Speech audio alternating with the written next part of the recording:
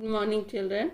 Today we are going to study 23rd chapter, The Ants, in English from my English reader book. आज बच्चों हम लोग my English reader book का lesson 23 the ends पढ़ने जा रहे हैं। इसमें कुछ न्यू वर्ड्स भी हैं। Together, slice, inside, circle, away, moving. The ends, ends मतलब होता है चींटियाँ।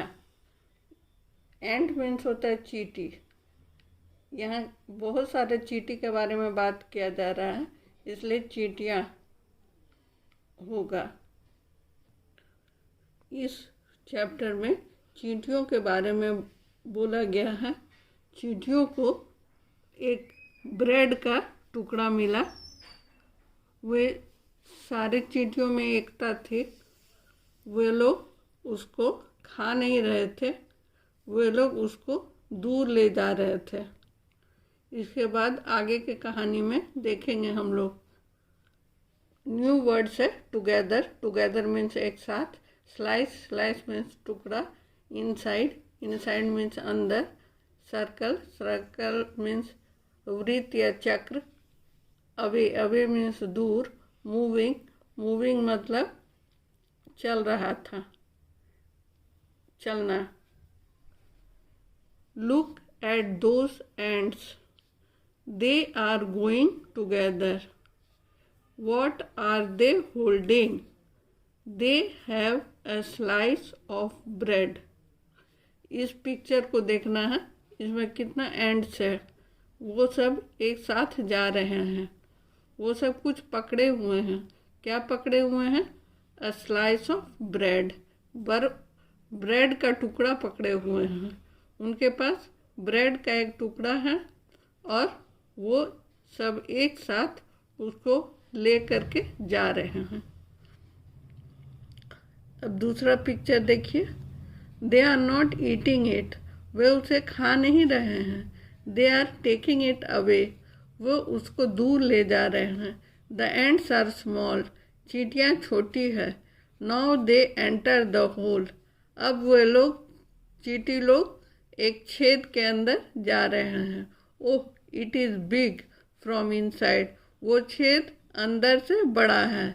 दे are keeping the slice inside the hole, वे लोग उस होल में, छेद में ब्रेड को रखने जा रहे हैं। हम लोग भी अपने घरों में या कहीं बगीचा में देखे होंगे छोटी छोटी चींटियाँ को। वो बहुत छोटे से छेद से निकलते हैं, लेकिन बहुत चींटी निकलते हैं। छेद बाहर से देखने में छोटा होता है, लेकिन अंदर वो छेद बहुत बड़ा होता है। Let us see the next page. They are coming again. They are moving in a line.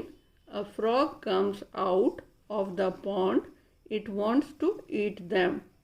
चींटियाँ कतारबद्ध तरीके से फिर निकली है और चल रही है। They are moving in a line. वो एक लाइन से चल रही है कतारबद्ध तरीके से। एक मेढक पानी से बाहर आता है इन लोग को खाने के लिए।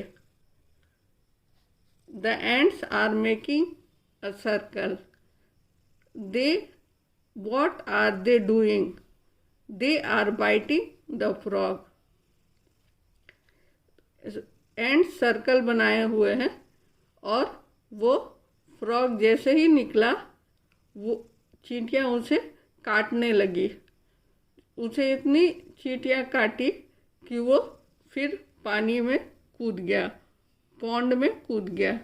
The frog is jumping into the pond. The ants are happy. The ants are coming back. They are all together. चींटियाँ खुश है क्योंकि वो एंड्स उनसे डर करके फिर से पानी में चला गया। The ants are coming back, चींटियाँ फिर से वापस आ गई। दे आर ऑल टुगेदर, चींटियों में एकता थी, क्योंकि इसलिए चींटियाँ बलवान थी। इतना छोटे होते हुए भी फ्रॉग को डरा दी।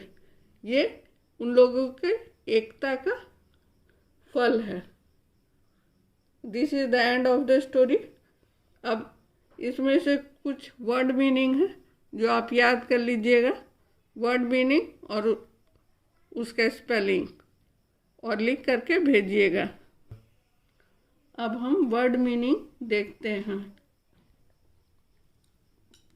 अब हम लोग इसका वर्ड मीनिंग देखेंगे। एंट, एंट मीन्स चींटी होता है, ये आप लोग पहले से भी जानते होंगे। ये कहानी ही एंट्स के बारे में है। टुगेदर, टुगेदर मीन्स एक साथ, सभी चींटियों में एकता थी, इसलिए टुगेदर वर्ड का इस्तेमाल हुआ। होल्डिंग, होल्डिंग वो लोग स्लाइस ऑफ ब्रेड पकड़े हुए था, इसलिए होल्डिंग मीन्स पकड़ा हुआ है। स्लाइस मीन्स टुकड़ा। हम लोग देखे थे कि एक ब्रेड का टुकड़ा को सभी चींटियाँ पकड़ करके लेकर के जा रही थी। इनसाइड, इनसाइड मीन्स अंदर। सर्कल, सर्कल मीन्स चक्र। जब फ्रॉग को काटने की बारी आई, काट करके भगाने की बारी आई, तो सब चींटी सर्कल बना लिए थे और फ्रॉग को काट रहे थे। अवे, अवे मीन्स दूर। मूविंग, चलना। लुक, देखना। होल, छेद। अगेन, फिर से। जंपिंग, उछलना। पॉन्ड, तालाब। ये तो हुआ वर्ड मीनिंग। आप इसको लिख करके याद करके भेजिएगा। अगले चैप्टर में, अगले क्लास में हम लोग इस चैप्टर का क्वेश्चन आंसर देखेंगे। Thank you.